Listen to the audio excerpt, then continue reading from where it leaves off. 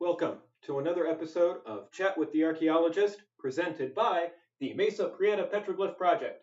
I am once again your host, Chester Levosh, the Project Archaeologist. For those of you who are tuning in for Dr. Alan Garfinkel Gold's talk, unfortunately he will not be able to join us today. However, have no fear, for your fearless leader, your fearless talker at least, is here. I will deliver my own talk.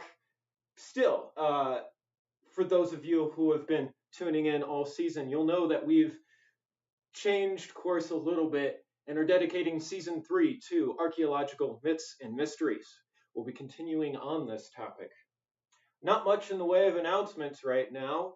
We're in a bit of a winter lull, but I would like just to thank everyone again who has been supporting us through the winter. We've also got a number of grants to support our upcoming programs, including from the Locke Foundation and the Sulika Fund. So thank you to our supporters who are going to be funding programming that's coming up throughout the rest of the year, especially public educational programming. And then as a quick reminder, I mentioned season 3, Chat with the Archaeologist. We are planning for this to be our last season. For those of you who haven't really caught up to what's going on in season 3, check out seasons 1 and 2, which have really been an inspiration for the direction we're taking things. Thank you for those who are tuning in, and I will be monitoring the chat today if you have any questions. Without further ado, let's dig into it.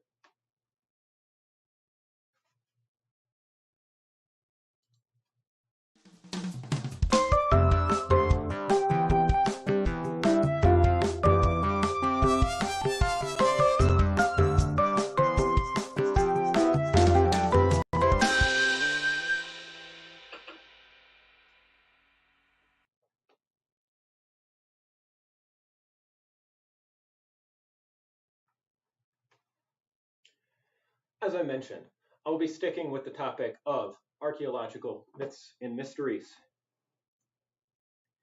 And it's important to sort of break down these concepts. After all, are we going to do that thing? Apologies in advance if there are any technical issues with the slides. So, myths and mysteries, that's our topic. But we also want to address mythology.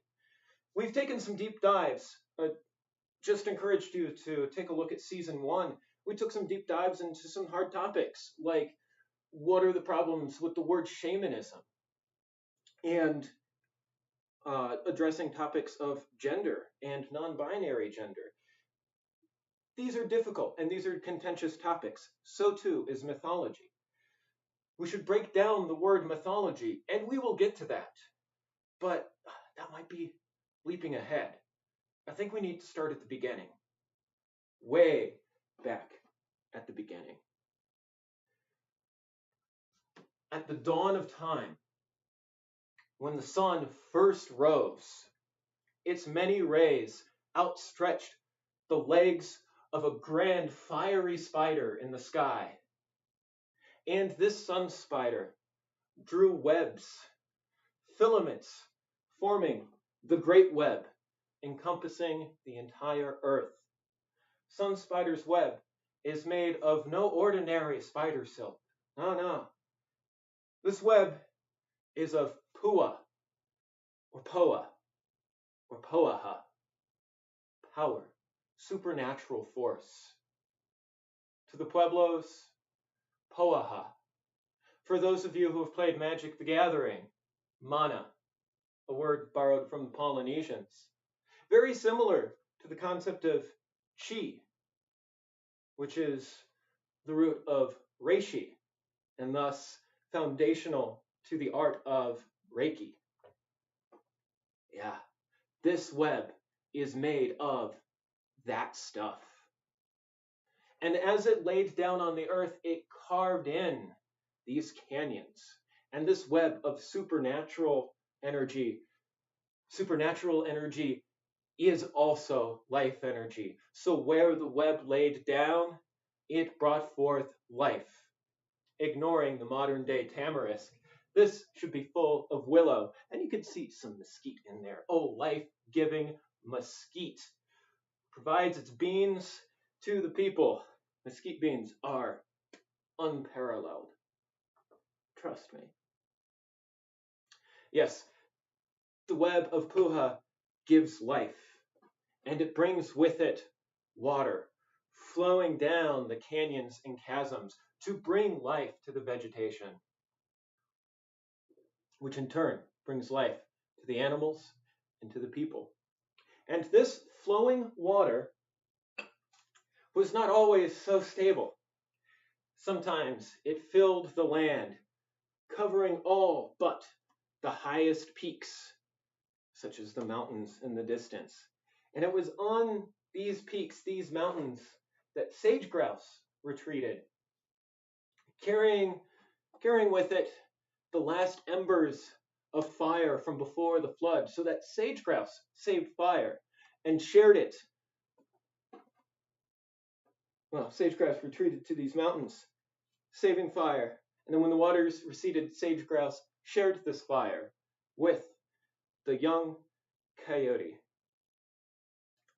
Yes, coyote, young, self-sufficient, or becoming so, able to hunt rabbits, and not only for sustenance, but also to use their hides to make blankets and warm clothing for the cold winters. Yes, Coyote even made his own, albeit humble, home in which he lived. Seemed like he had everything. Something was missing. There's one rabbit, not like the others. Kwasakantune, the girl with the bunny tail. Oh, she caught Coyote's eye, but not for food. Coyote, love-struck, followed Kwasakantune as she bolted, as rabbits do, all across the landscape, from the deserts of Death Valley, Tumpisa, the place of the red ochre, all the way out to Big Water, perhaps an inland lake, but quite likely the Channel Coast, the Pacific Coast, for he followed her even across the water to an island. Channel Islands? Maybe. Where Kwasakantune returned home to her mother's house. Coyote knocked at the door, but soon found signs that other suitors had come before him. Yes, quivers, disused atlatls, leaning by the doorframe.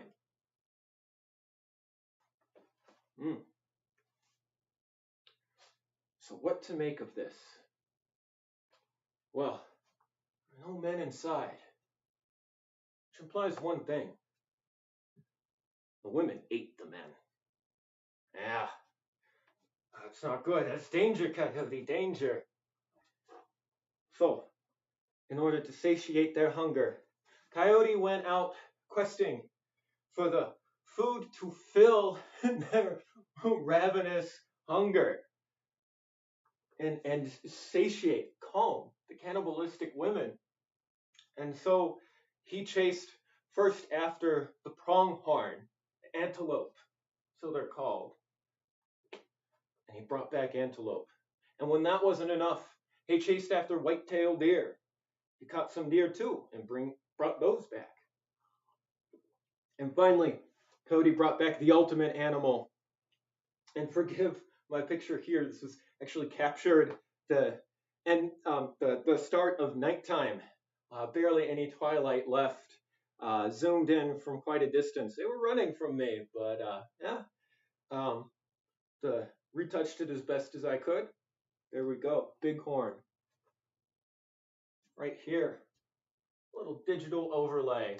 Only of what's on the rock. Yeah, Coyote brought back Bighorn.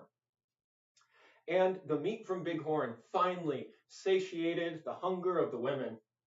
And triumphant Coyote took the neck bone. Oh, beautiful piece of the animal to use for making soup. So I'm told. And used that to, what was that? We can't, because this is where the story gets a little, like, not PG. So we're not going to go into details. But using the neck bone, Coyote was able to end the final cannibalistic tendencies and bring fertility to the women. And so Coyote and Quasicantune were finally able to express their love for each other. They married, if we're going to keep this in a family-friendly version. And that's where people come from.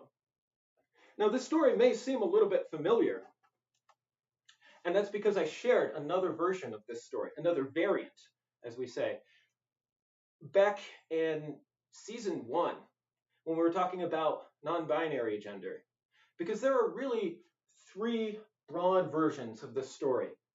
There's Coyote, who begins hunting the rabbits, follows Quasicantune, learns to hunt big game, symbolically becoming a man. Then there's another variant where a girl becoming a woman, having her first period when the story starts, runs away from the violence of a cannibal, ends up marrying. It's unclear if it's a bighorn, a man, or something in between. And we see references, or hear references, we read references to both of those versions in this one, Coyote Collecting the Willows. This is the version in which Coyote has already symbolically crossed that gender threshold. Just in the beginning, with the collecting willow to make baskets. This is foreshadowing of when Coyote would later invent pottery to become a woman in order to raise as a daughter the little girl that Coyote had just brought into this world by inventing the cesarean section. It's very express what Coyote does to bring this girl out from the belly of a dead woman. And so Coyote raised this girl as a daughter. And that daughter would go on to marry the bighorn, or the man who wants bighorn, little Lippy, the bighorn man, off in the mountains, like in version 2. So that's just a story, right? But it's more than just a story. And this is why we have to be so careful about using words like mythology. After all, this is a petroglyph from a rock art site in the Mojave Desert. What's this design? We refer back to this story. Coyote became a woman to raise the child, fashioning teats of clay, steamed by the fire. Coyote made a willow cradle to carry the adopted daughter. This is the frame that we call a cradle board. It's essentially a baby backpack. You'd carry the babies around with this backpack. It's cradle board. They're strapped into it nice and tight and secure. Right here. So these oral traditions, is the preferred term, are more than mere mythology because they reference things of cultural significance. And while any Shoshone or Paiute person would tell you that at once the stories could be taken both literally, but also just as a parable. It's not that they're untruthful. It's that the truths they contain are philosophical truths. The truths they contain are cultural knowledge. The invention of pottery.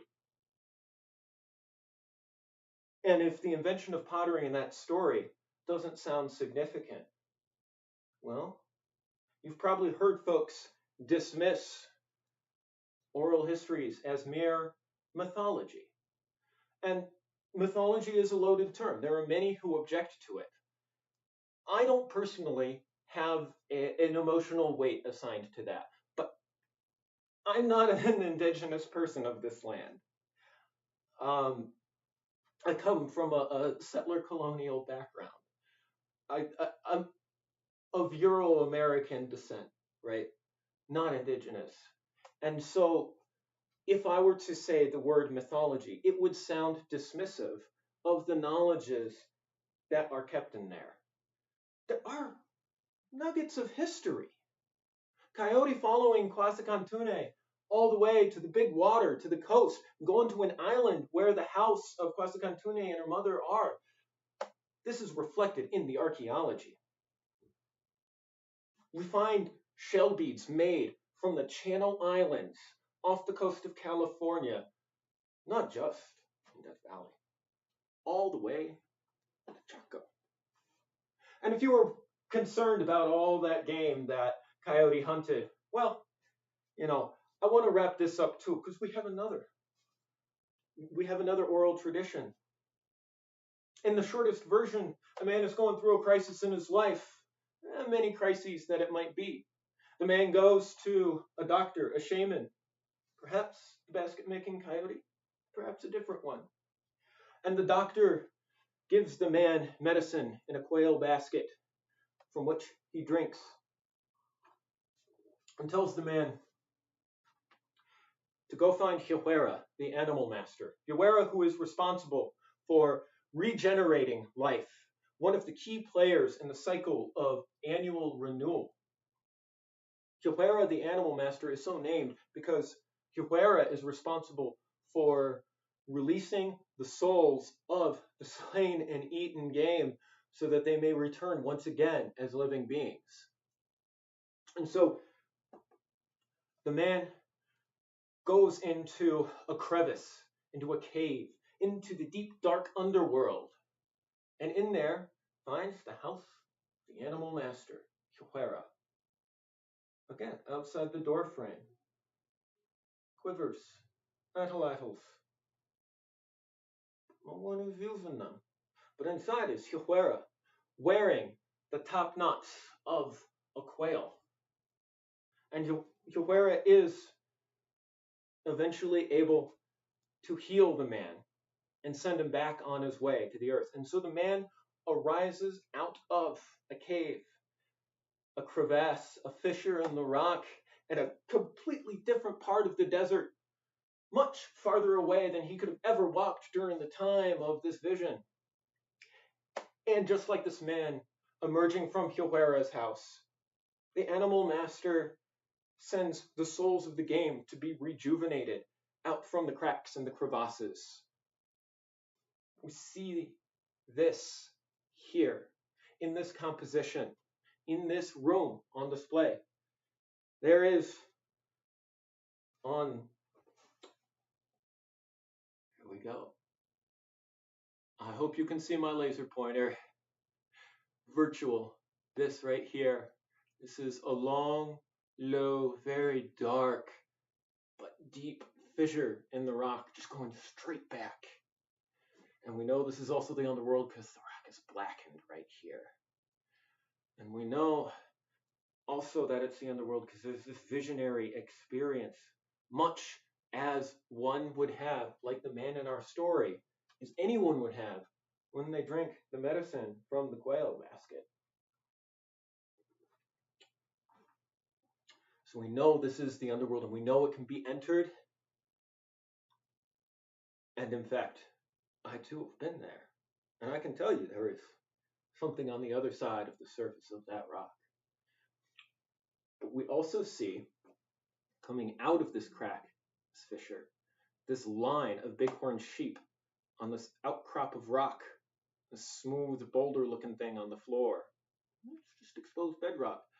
But that line of bighorn sheep parades out from here into this scene where, look, here, there is a fence. This is a game drive. There are people. Similar to the story of the constellation Wasupin, or to the Mojave people, Ahmo, the bighorn sheep in the sky. In this region, it was 3 leaping sheep, and I don't think that this is necessarily the astronomical reference. Although, if you want to see that one, check out our Season 1 video on archaeoastronomy. It's in there.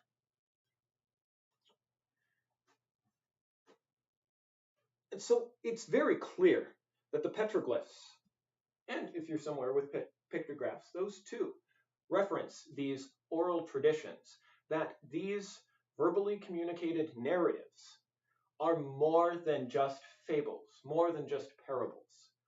They are tools, even for outsiders like me, studying this from the colonizing culture's point of view. Even I benefit from knowing these stories. They make my job, I don't want to say necessarily easier, but certainly more exciting. Because without those, there's nothing that makes sense in here. Maybe you can pull out the composition of the game drive scene with the fence, but there's not even any killed sheep in that. So you can't even really say that it's a hunting scene without the context. And you miss the entire cycle of regeneration and the connection with the story of Gilbera. The notion of world renewal and the renewal of the game, if you don't know the story of Gilbera. But this place has all the markings, has all the seeming of that. And it's not the only one. Like I said, there are many holes in the desert. Man went down one, came out another. You get to Gilbera's house from a lot of places. But all the context of the association of these would be lost. And oral traditions, like the study of rock images, parietal art, petroglyphs, etc., they've both been dismissed as unscientific. We'll return to that. But I want to give a little bit more context to why I, in particular, am so interested in these narratives. Talked about Gilbera's house, the underworld. In fact, I left out the detail that the man stepped over a snake door, or stepped through a snake door to get into Gilbera's house once he was already in the underworld. Well, that's pretty reminiscent of the story of Pizze. Pizze was a shaman, a doctor, but atypically a woman. This was known. There are many stories of women who became doctors, but they were often less trusted than men. And we've covered the role of two spirits as shamanic doctors as well. So Pizze was a doctor.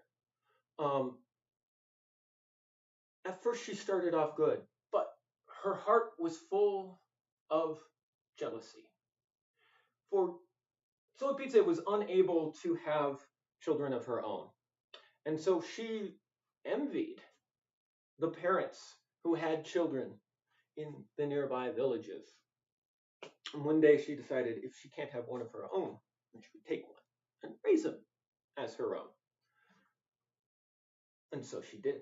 She took a boy from the village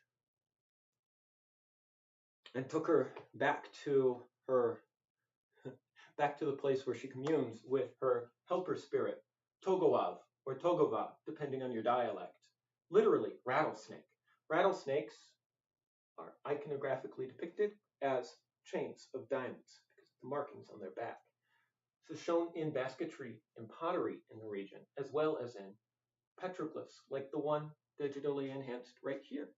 A little bit of a tracing. You can see the patterns on the body of this person form a diamond chain. Well, not conclusive. This does create an image that is reminiscent of the story. For having the patterns shows that this is a ceremonially significant figure, and thus quite likely, not always, but quite likely to be a doctor. And the diamond chain shows the association with Togava, who was a common helper spirit that young women would acquire as they go from girls to women during their puberty rites, when they, for the first time in their lives, drink from the quail basket. So it's not unusual that Pizze might have Togava as her helper spirit. But, of course, all is not well. The villagers are worried about the lost child, so they send out Hawk. Meanwhile, Pizze has learned how to raise a child. She learned how to use the bark of a juniper tree to create a diaper for the child. And then as the child grew older, he started to learn some self-sufficiency, how to make fire. Not just take it from sage grouse, but actually how to make it. He started hunting. And so, one day when he was hunting, he made his escape from Pizze. And this is finally, when the villagers find out where the boy has gone. Because just before he left on that hunting party, Hawk has flown over the place where Pizze has been keeping him and spotted them.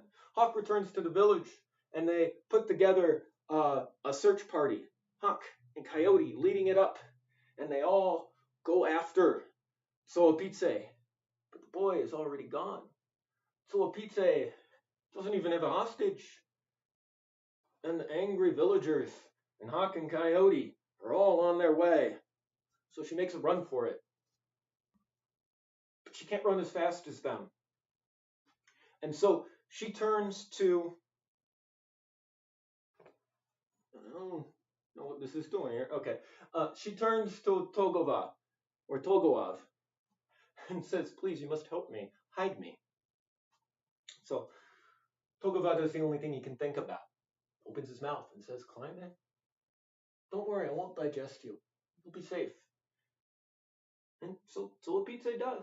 Pizze climbs through the mouth of the snake, much like the man climbed over the threshold of the snake door into Gilbera's house. Of course, she'll be safe here, right? And to hide better, Togava slithers into a crack, a crevice into the rock. But Pizze's bitterness of what she could never have herself. The emotions that had poisoned her are now poisoning Togava. And unable to regurgitate, Togava instead sheds his skin, leaving Pizze behind in it. In this skin, in a crack in the rock, a big crack, a crevice perhaps even. Yeah, something like this, a crack, a crevice in the rock, a snake sign on it, the sign of a snakeskin. And so when Coyote and Hawk come crying out, Pizze, we've come for you. Your time is up.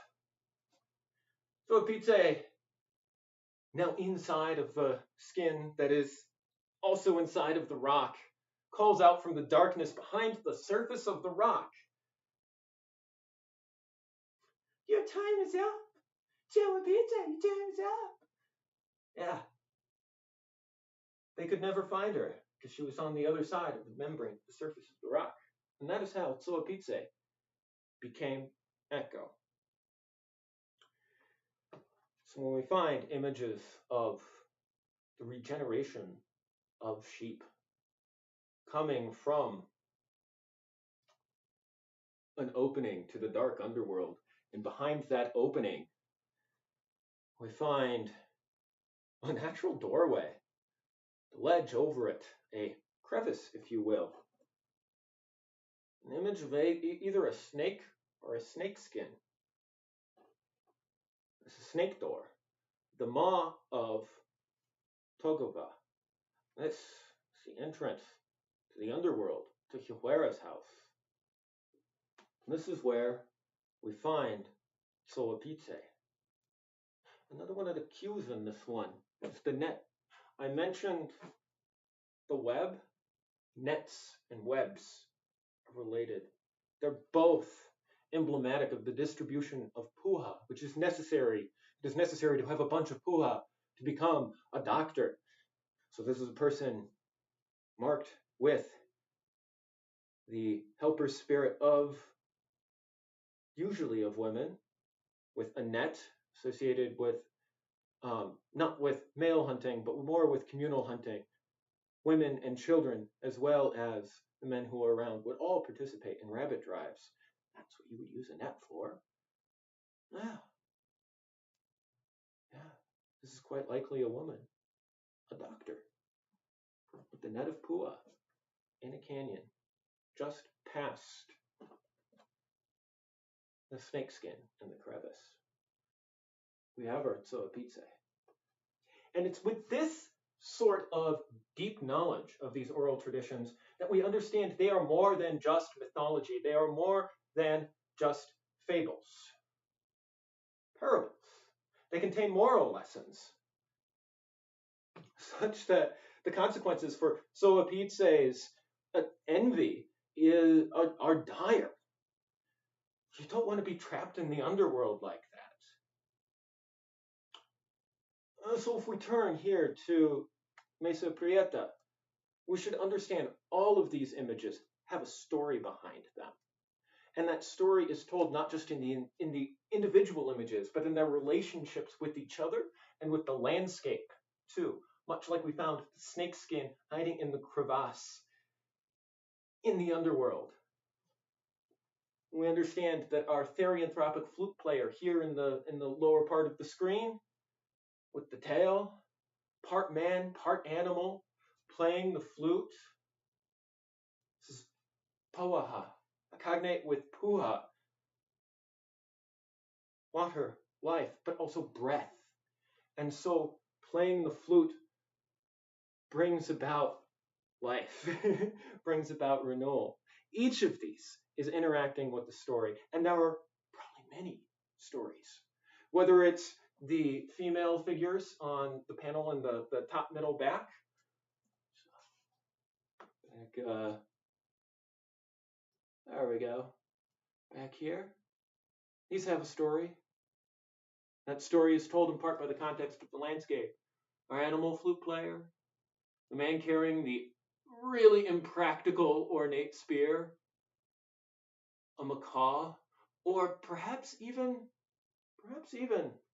a woodpecker, a red flicker, even.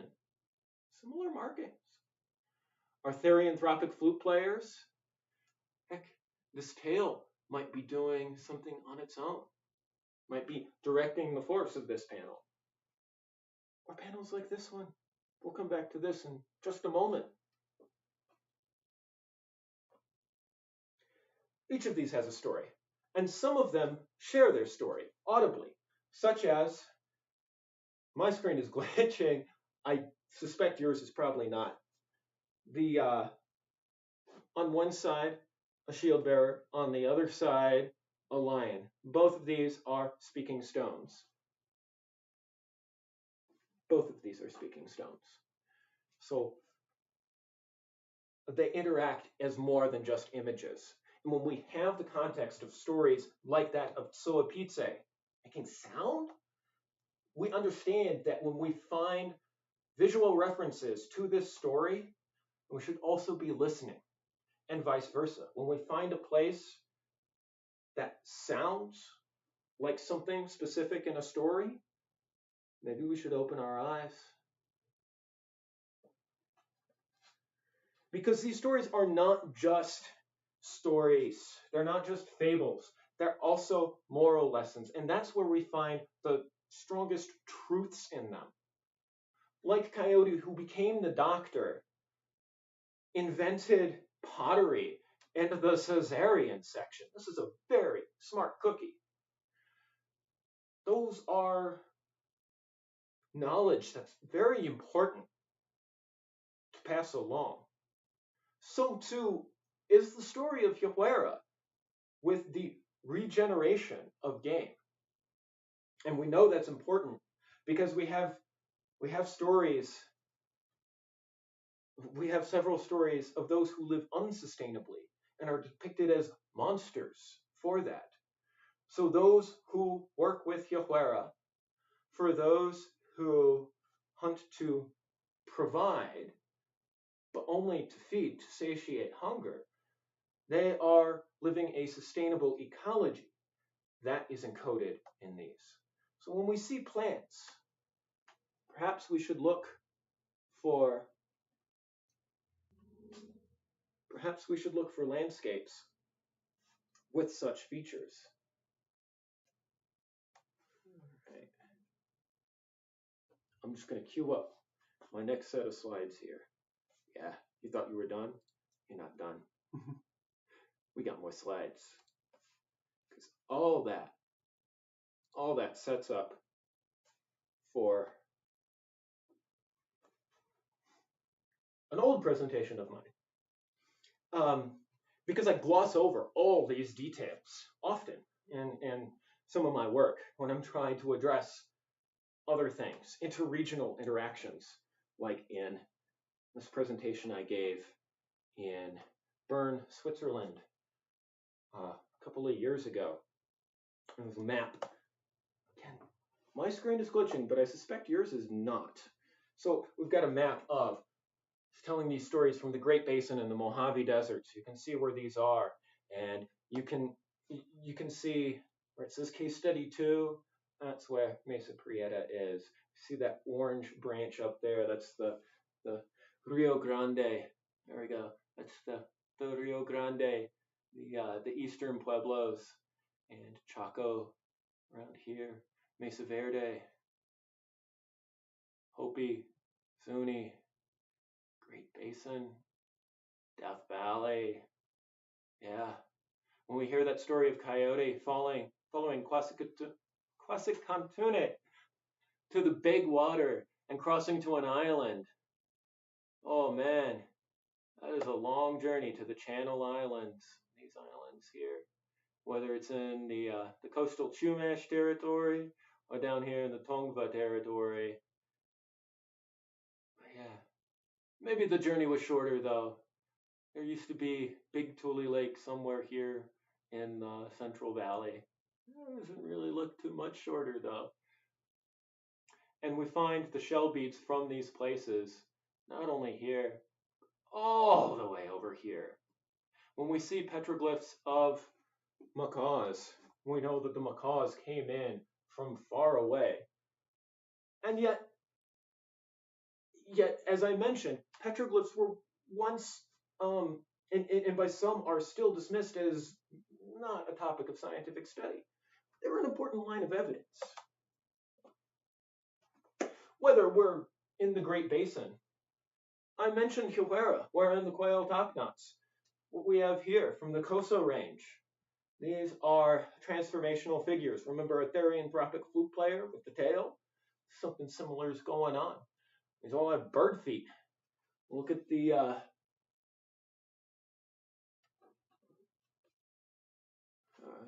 head on this one. It doesn't look very human. Transform it into something. Look at the patterns on the body. Remember, I said the diamond chains kind of indicate that one is Pizze. These all have their own. These might have even been worn on tunics, painted on tunics that they wore. Evidence for that. But notice the feet, bird feet. Yeah, they're transforming.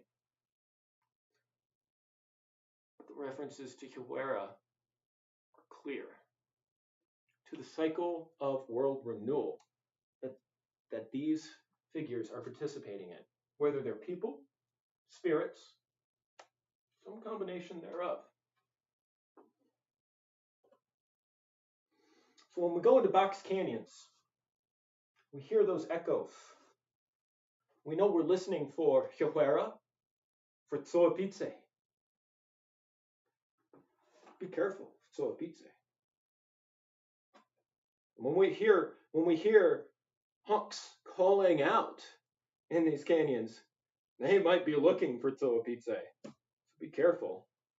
Some of these landscapes, we've got ringing rocks here at Mesa Prieta, but none really compare with every one of those little tablets of, this is some sort of metamorphosed slate, some sort of metasedimentary stone in a location I won't disclose Every one of those rings, when you step across it, the whole landscape is sonorous. This would have been conceived of as the landscape doing. It's not just this passive thing that is quiet until you reach it. The landscape is interacting with you. It is an active agent. It has life of its own. It is charged by that web of puha,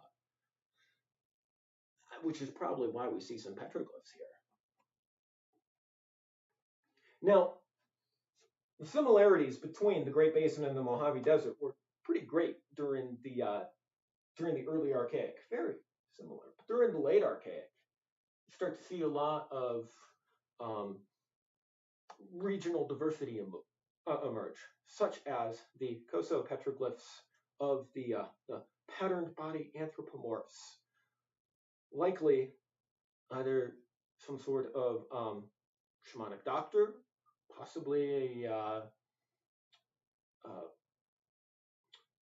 a speaker, Paquanavi.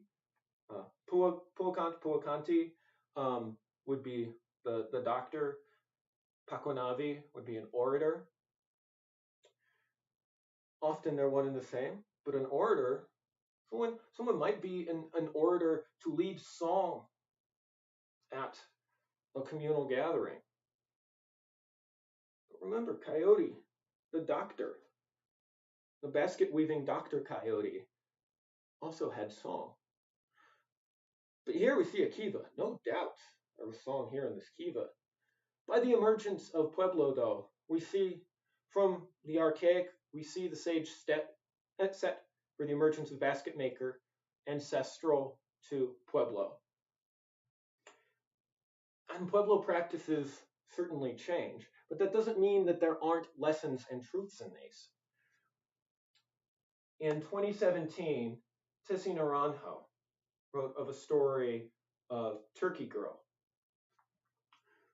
who lived outside of a Pueblo, possibly Santa Clara, possibly another one. And she, like Quasacantune, was part human, part animal. This isn't a surprise, right? We have petroglyphs that are part human, part animal. So Turkey Girl was part turkey, part girl. But she so desperately wanted to go to the festivals that on one feast day, her turkey friends, whom she cared for, repaid the favor of all that care by transforming her into a beautiful woman. Yes, this is a Cinderella story. And she was able to attend. But she was so beautiful, she got the attention of all the young men. So, her mother got jealous and told all the young men that, oh, no, she's transformed. She's a witch. You'll see her transform into part turkey. People were afraid, right? Witch. That's an English word, but is sometimes used for characters like Pizze. So the woman stirred up the men that had been given Turkey Girl attention by insinuating that she was like Pizze. And so they chased her out. They chased her into the mountains, and they were gonna track her down. You don't want a witch ruining your crops or anything.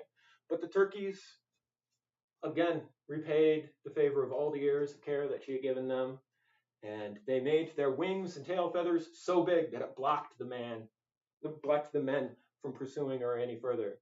And Turkey Girl was able to make her escape. Yeah. Her knight turned into a pumpkin. Very Cinderella.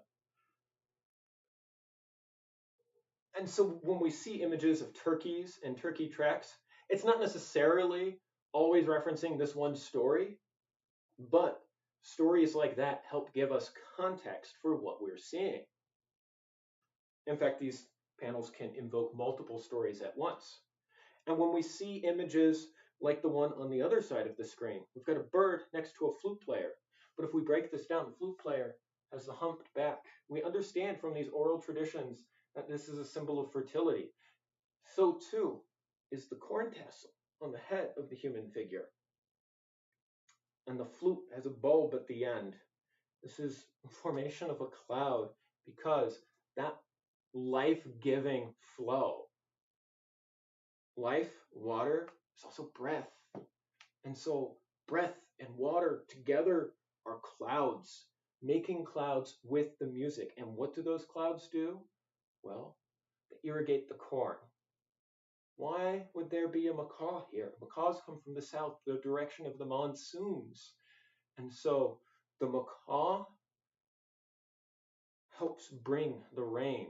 The flute player helps make the rain clouds. The macaw helps bring them to give life to the corn, to feed the people. So we can understand the petroglyphs in a much more systematic way, in a way that we start to understand these compositions through these oral traditions. But not all of these things are in petroglyphs, and we've got singing sand dunes. So I've actually visited some of these, like the ones, again, my screen's glitching. Clear it up. These are some that I visited back in the Mojave Desert. We've only, in the last about 30 years, come to understand the physics of these, even though the first Westerners to write about them, Marco Polo wrote about these. They were demons, and I think he also wrote about the ones in Morocco. But these ones, in fact, the Great Basin, since the Mojave Desert is a part of the Great Basin, the Great Basin has more singing sand dunes than any other region of the world, at least that we know of. But there are many around the world, probably around 3 dozen that are known. Again, Great Basin has more than its fair share. And in particular, I've studied a case of, there's a well-documented seasonal round from the hunter-gatherers, Shoshone and Paiute, of the area around Death Valley. And one particular seasonal round stretches all the way from the Inyo White Range, which is the origin of Pinus monophylla, the three-needled pinyon pine, which is the pine that you find all throughout the Great Basin. It's the pinyon that everyone, except those of us, like here in the Rio Grande, next to the Rockies, would have. This is Pinus edulis here.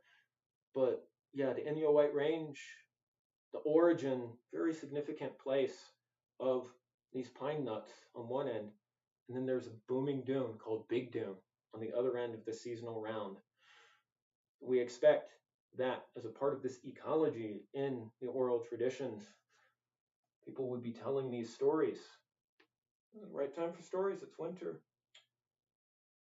When they gather the pine nuts, when they carry them over, when they get the salt on the way, when they get to the dune, this dune, Big Dune, is a gathering place. They would have their feasts, their communal dances, all the bands with seasonal rounds and territories all around here would gather together and have their feast at Big Dune. And Big Dune would sing along with them. They understood Big Dune to be a participant, to be Paquanavi, a leader in the songs.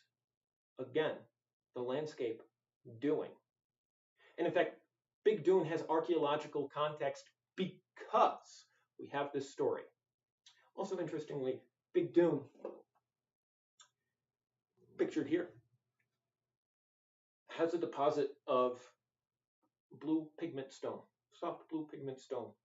And we find that pigment applied as pictographs, very few, at petroglyph sites, otherwise petroglyph-laden, petroglyph-dominated sites, with some pictographs, some of which include that blue-green pigment along the course of the seasonal route, over which you'd be carrying pine nuts, over which you'd be carrying salt, important things that are a part of sustainable human ecology in these areas.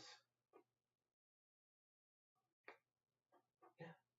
Slopes and escarpments can echo too. So again, when we see compositions like this screams story. There was a story to be told.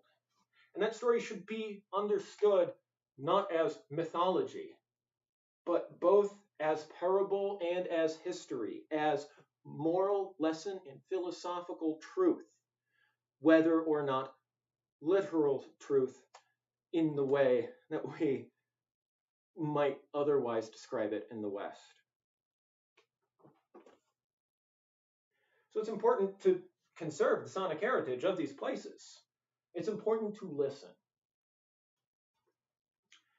And listening to the sounds, the study of acoustics, we can take a scientific approach to a topic that was considered not relevant, much in the way that we do with petroglyphs now. Petroglyphs were dismissed as irrelevant to the questions of human adaptation, of human ecology. But it turns out that they're important because they conserve the stories.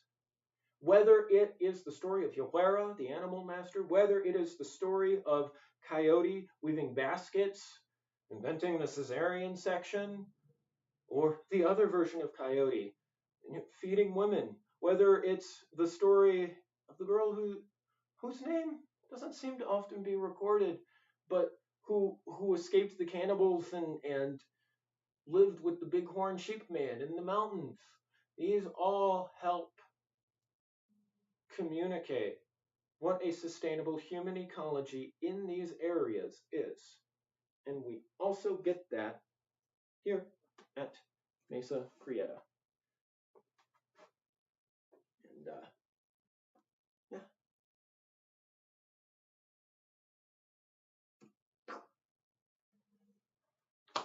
So we've got some time for archaeological news, and I haven't really I've been falling behind on covering these. We've had such wonderful guests, but archaeological news has been happening at a faster pace than we can make time for.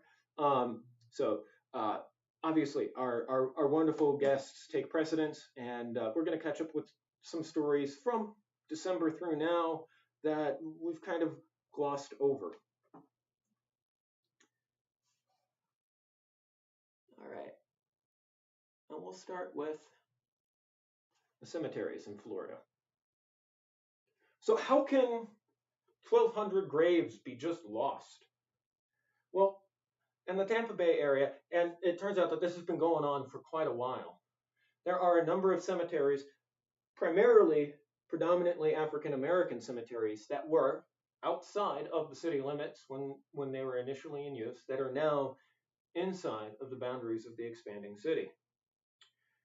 Now, legally speaking, any land developer looking to disturb the ground has a responsibility to take proper care for human remains, and if there are any graves to be disturbed, then the mitigation measures should include properly moving the burials, if they're to be moved at all. Oftentimes, it's cheaper and more respectful not to move the remains, to build around them. Nonetheless, some of these developers claim to have moved these graves. And in all fairness, some of the developers now are working a generation or two down the line from when the initial impacts happened. They thought that the work was already done by the folks who previously bought the land, but it turns out it's not. And that's how you get these houses with literal cemeteries in the backyard. And that's what we see projected here on the screen.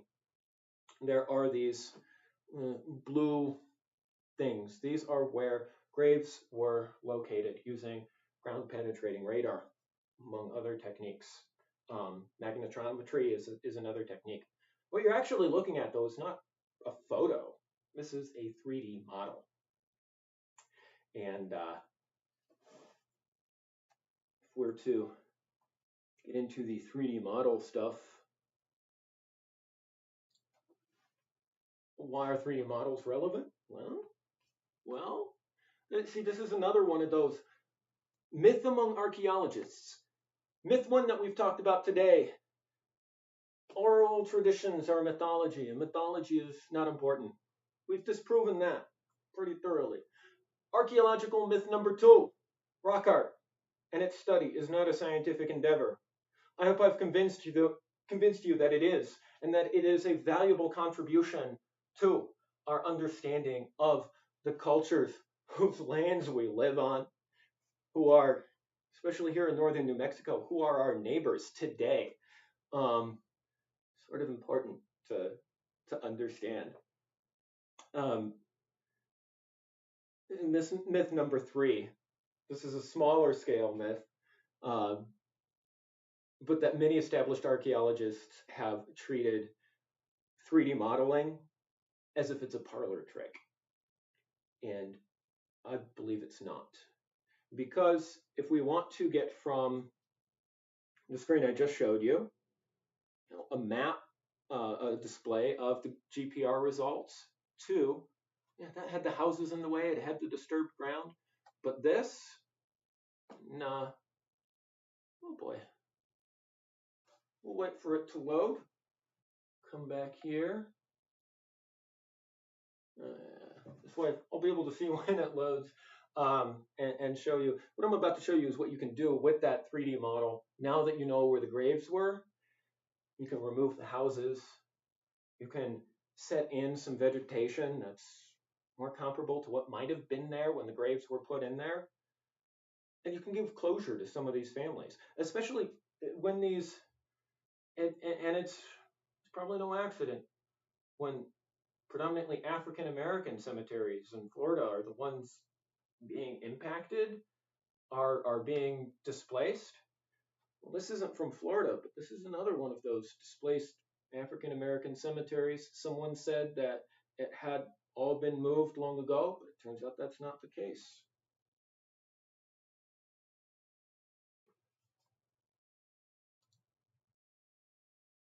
Ooh, looks like we can't. Yeah, we'll just do this from here. But you can see the houses have been removed. Modern impact. It's been made to look like a cemetery. And where those GPR results are, placed grave markers. Maybe we won't ever know the names of all the bodies or be able to associate them with the plot, but this gives some closure to the families who knew their loved ones were buried here. Some of them, we do. Some of these monuments are still standing, like this one. This was actually made from a 3D model of the grave and added into this virtual landscape.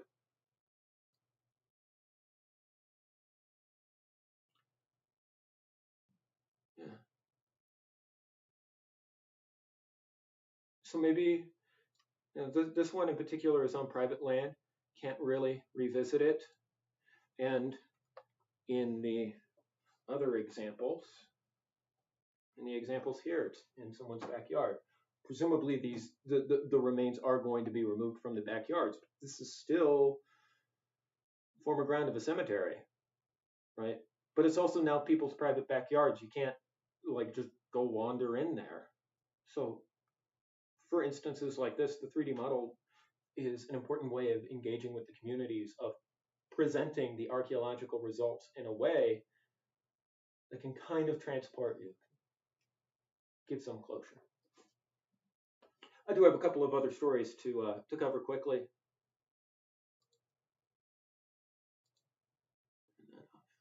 Repatriation. So this hedge fund manager, Michael Steinhardt, recently cut a deal with the Manhattan District Attorney's Office to not go to jail. He's 81. And instead to repatriate his ill-gotten collection of antiquities. And I don't know why these are displaying so tiny and potatoy, potato quality.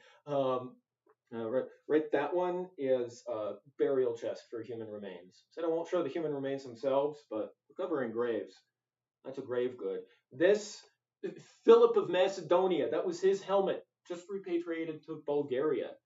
All the images in the story, by the way, are provided by the Manhattan District Attorney's Office, who are working diligently to repatriate 180 artifacts valued on the antiquities market at about at about $70 million, only 70 million, right? Some people are in an uproar about this guy has been looting antiquities and he's not going to serve jail time. Because, yeah, don't loot. You might go to jail, and if you do, rightfully so. But he's getting out of it, I suspect, because he's turning these over. A part of the agreement is that he can't object to the repatriation, which, by the way, is not free. He is probably paying for that repatriation too. And a part of this deal was to make sure that these objects get back to where they belong faster, whether it's Greece, Bulgaria, Libya. I believe some of them came from Iraq. The list goes on and on. We tried to, one of the days that I had technical difficulties, we talked about how the Green family associated with Hobby Lobby have been notorious for collecting ill-gotten antiquities, including lying on customs forms. Yeah, this is bad. Don't do that. But it is encouraging to see that some of these, look at that, that's a Roman fresco that was removed from a building. It's encouraging to see that these will be repatriated and are actively being repatriated. There's an update at least once a week right now from the DA. And the thing is, 180 artifacts, they got a long way to go. All right, moving on. From one sad story to another. You may have heard of the vandalism recently at La Cienegua and elsewhere. Yep. There you go. In fact, I believe the next example to come up, right there, that's Mesa Prieta. It's not too long ago either. There's been a rash of vandalism at petroglyph sites throughout the western U.S. In the last couple of months. It's been getting worse. La Cienegua is the next one. This one is, I have to check my notes. The point being is don't do that. And if you see someone, make them stop. Like, obviously, like the folks who are collecting ill-gotten antiquities, people who are defacing petroglyph sites, which, by the way, you can't undo the damage once it's done, right? And even if we could restore the rock surface patina and all, we don't have a conservator here to be able to do that. We're a not-for-profit. Whether these occur in our service area, whether they occur at a national park, one, very difficult to restore. Even a professional art conservator can only restore it visually, but scientific data is lost. Information that we could have gotten from the patina, from microscopic crystals left in the rock when they were packing it, that data is gone the moment it's vandalized. So yeah, obviously these vandals should face legal consequences like anyone who's collecting ill-gotten artifacts. But moreover, just make them stop, right? Tell them not to do it. If you know someone who does this, if you know someone who maybe they're not always targeting rock art sites, maybe they think that this is there's many trails, especially growing up in Ohio. A lot of the sandstone there has people's carvings and names and stuff on it, and yeah, discourage that, right? The legal consequences don't restore the images. Whether they face a fine or not, whether they serve time in jail or not, that does nothing to undo the damage. So if you know someone who does this, tell them not to do it. Let your artistic license out in some other medium that is not on cultural heritage. That's it for archaeology in the North. Thank you for joining me this week, and my apologies that our guest was not able to make it, and I hope that you found this discussion encouraging. We are trying to have fun this season with myths and mysteries, but I also like to bring in the heavy hitting ideas of breaking down what do we mean by these words? What do we mean by myth? Just like I asked in previous seasons, what do we mean by shamanism? What do we mean by gender when we're looking at another culture that lived, another culture in a different time period?